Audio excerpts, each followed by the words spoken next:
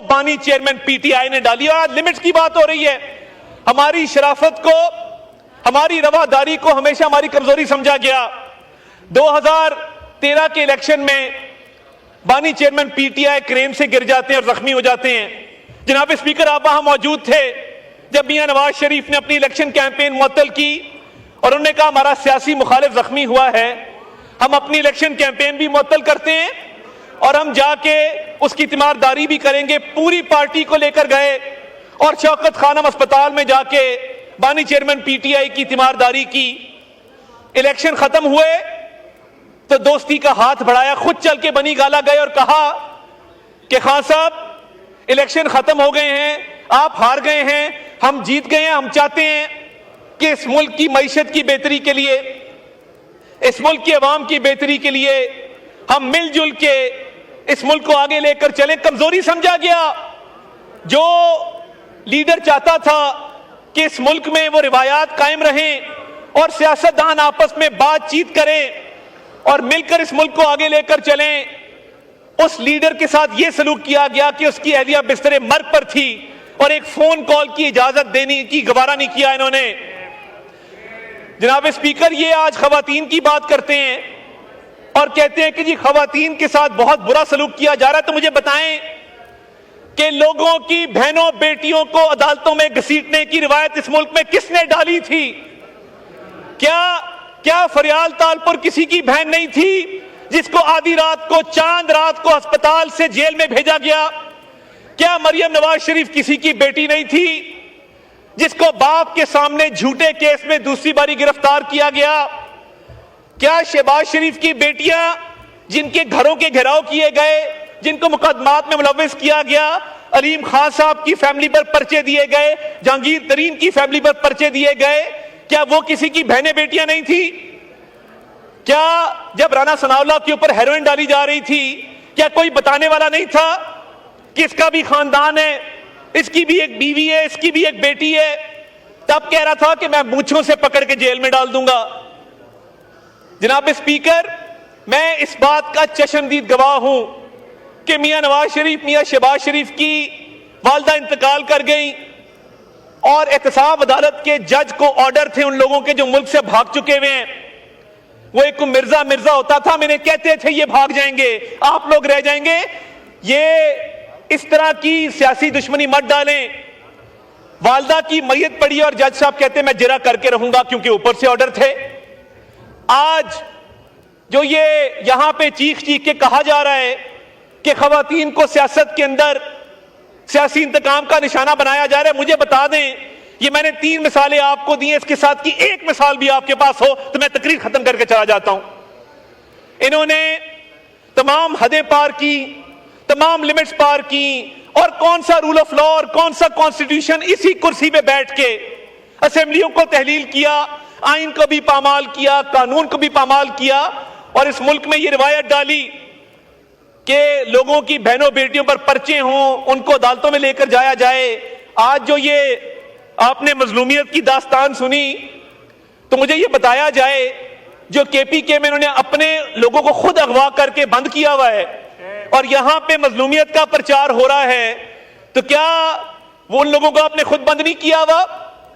آج جو یہ بینچز خالی ہیں, کیا پولیس نے, رینجرز نے خالی کرائے ہیں, ہم نے خالی کرائے ہیں؟ انہوں نے نہ صرف اپنے لوگوں کو بند کیا ہوا ہے بلکہ کل ایک دھمکی ہمیں اس پیغام دیا کہ اگر ہمارے لیڈر سے کسی نے غداری کی تو ہم جلاؤ گھیراؤ کریں گے, ہم اس کا جینا دھوبر کر دیں گے. جناب اسپیکر, ٹائم آ گیا ہے کہ اسٹیٹ کی ریٹ قائم کی جائے, اور ہم ان کو سمجھاتے تھے, علی محمد خان صاحب بیٹھے پوچھیں, جب یہاں مراد سعید بولتے تھے یا یہاں پہ شہزاد اکبر بولتے تھے, ہم ان کو سمجھاتے تھے کہ خدا را ہم نے یہ بہت تلخی دیکھی ہے ماضی کی, ہم نے اور پیپلز پارٹی نے, MQM نے, اس بات کو ختم کیا جائے. مگر تب انات تھی, تکبر تھا, اقتدار کا نشہ تھا. تو آج یہ جو جھوٹا بیانیہ بنایا جا رہا ہے کہ جی ممبرز کے ساتھ یہ ہو گیا, ممبرز کے ساتھ وہ ہو گیا, آج آپ بھی بیٹھے ہیں, آپ ان کو رسپونڈ بھی کرتے ہیں, ان کے گریونسز کو ریڈریس بھی کرتے ہیں, مگر انہوں نے ہمیشہ ہماری شرافت کو ہماری کمزوری سمجھا. انہوں نے اس دور میں, وہ سیاہ ترین دور تھا 2018 سے 2022 کا, آج جو SCO ہوئی ہے میں واپس موضوع کی طرف آؤں گا. تھوڑا چاہتا تھا کہ ان کو آئینہ بھی دکھایا جائے کہ ان کا اپنا طرز عمل کیا تھا اور یہ بہنوں بیٹیوں کی عزت کے ساتھ کیا کرتے تھے, اور انتقامی سیاست کے اندر جو انہوں نے آخری حد تک گئے ہیں اس کی مثال آپ کو پاکستان کی تاریخ میں نہیں ملے گی. تو ایس سی او کا جو انعقاد ہوا ہے, یہی تھے جو دوسرے ملکوں میں جا کے کہتے تھے کہ ہم آپ کی ثقافت کو بھی آپ سے بہتر جانتے ہیں, آپ کی تاریخ کو بھی آپ سے بہتر جانتے ہیں, آپ کے ملک کو بھی آپ سے بہتر جانتے ہیں, اور پاکستان کو عالمی تنہائی کا شکار کیا, مشرق بھی ناراض کیا, مغرب بھی ناراض کیا. آج ان کو مروڑ اٹھ رہے ہیں کہ پاکستان میں 12 وزرائے اعظم آئے ہیں, پاکستان کے خطے میں کردار کو بھی تسلیم کیا ہے, پاکستان کی تعریف بھی کی ہے, اور پاکستان کی عالمی تنہائی الحمدللہ ختم ہو کر رہی ہے. یہ ان کو ہضم نہیں ہو رہا, یہ ان کو ہضم نہیں ہو رہا کہ ایس سی او کا اجلاس کامیاب کیسے ہو گیا. تو خدا را ہم بدترین سیاسی انتقام کے ہوتے ہوئے بھی ہم نے میثاق معیشت کی بات انہی بینچز سے کی تھی. جناب اسپیکر آپ گواہ ہیں, یہیں کھڑے ہو کے شہباز شریف صاحب نے کہا تھا کہ یہ پوری فرنٹ لائن جیلوں کے اندر ہے. یہ عمر ایوب صاحب کی کرسی سے لے کر علی محمد خان صاحب کی کرسی تک تمام لوگ جیلوں میں تھے, یہ پوری فرنٹ لائن یہاں سے غائب تھی. پھر بھی وہ کھڑے ہوئے, انہوں نے کہا کہ ہم میثاق معیشت کرتے ہیں اس ملک کی خاطر, اس قوم کی خاطر, اس قوم کے مستقبل کی خاطر. مگر تب انات ہی تکبر تھا, اور آج جب پاکستان ترقی کر رہا ہے, 8.8 ارب ڈالر کی ریمیٹنسز آئی ہیں, مہنگائی 6.9% ہے, سنگل ڈیجٹس میں آ گئی ہے, انٹرسٹ ریٹ 17.5 ہے, فارن ایکسچینج ریزرو بڑھ رہے ہیں, ایکسپورٹس کے اندر 14% اضافہ ہو چکا ہے, آئی ٹی ایکسپورٹ 3.2 بلین کے اندر ہے. یہ وہ لوگ ہیں جو کہتے ہیں کہ فلاں نہیں تو پاکستان نہیں. میں یہ اللہ کے ناموں کے نیچے کھڑا ہو کے کہتا ہوں کہ کوئی سیاسی لیڈر, کوئی سیاسی جماعت پاکستان سے بڑی نہیں ہے. اور جس دن یہ کوئی سمجھ لے کہ کوئی سیاسی لیڈر پاکستان سے بڑا ہے, تو پھر اس کو کوئی حق نہیں ہے کہ اس ملک میں سیاست کرے. یہ ملک ہے تو یہ سیاست ہے, یہ ملک ہے تو یہ وزارتیں ہیں, یہ ملک ہے تو یہ ایوان ہے. تو جناب اسپیکر, ایس سی او کے کامیاب انعقاد پر پوری قوم کو مبارکباد پیش کرتے ہیں, اور ہم سمجھتے ہیں کہ پاکستان کا جو بین الاقوامی سطح پر تشخص بحال ہوا ہے اس سے انشاءاللہ تعالی ہماری اکنامک سچویشن بھی بہتر ہوگی. بہت بہت شکریہ. اور مجھے اکراس دا بورڈ, مجھے خود پی ایم ایل این کے ممبرز نے کال کی, مجھے پیپلز پارٹی کے لوگوں نے کال کی, اور انہوں نے کہا پی ٹی آئی کا تو ہمارا ہے ہی ہے, انہوں نے کہا عمر ایوب یہ بات آپ نے ضرور اٹھانی ہے. اور وہاں پہ میں نے یہ بات اٹھائی ہے اس کمیٹی میں, میں نے اس پہ آج پبلک سٹیٹمنٹ بھی دی ہے.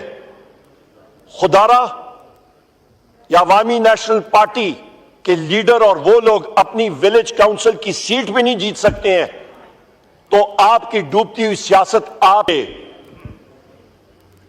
جو اس فیشسٹ گورنمنٹ بنا رہی ہے, جو وزیر اعظم عمران خان صاحب کو جس طرح جیل میں غلط فکٹیشس کیسز میں لگا کے مبتلا کر کے ان کو رکھا ہوا ہے, اس کو ہم لوگ کنڈیم کرتے ہیں.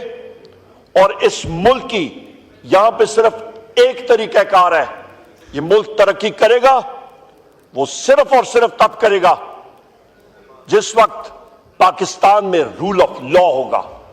مختلف ڈیلیگیشنز آئے, ساروں نے ایک ہی بات کی ہے, انفارملی ہم سے آؤٹ ریچ کرتے ہیں, بات چیت کرتے ہیں, اور انہوں نے گورنمنٹ کو بھی کہا, یہ پرنٹ میڈیا کو. یہاں پہ ایک لمبی چوڑی تقریر کی گئی, رول آف لا کی بات کی گئی, اور اتنا حوصلہ نہیں کیا گیا کہ جب آپ نے بات کی ہے تو اس کا جواب سننے کی بھی سخت رکھیں, ہمت رکھیں, حوصلہ رکھیں.